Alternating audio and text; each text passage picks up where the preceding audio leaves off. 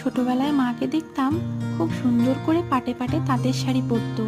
তবে আমি বরাবরই তাঁতের শাড়ি পরতে খুব একটা পছন্দ করতাম না, কারণ খুব ধৈর্য সহকারে প্লিটে প্লিটে অনেকক্ষণ ধরে পরতে হতো বলে।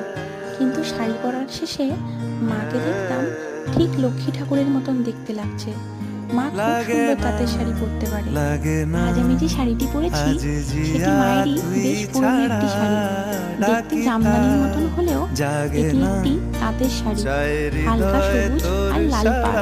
বেশ সুন্দর দেখতে শাড়িটি, আর খুব হালকা, পরে ভীষণ আরাম আর খুব কমফোর্টেবল। আর সাথে যে জুয়েলারিগুলো স্টাইলিং করেছি সেগুলো তো আপনাদের সাথে আগেই শেয়ার করেছি। ভুবনেশ্বর থেকে একটি অফলাইন স্টোর থেকে কিনেছিলাম। মালাটিও আমার বিয়ে।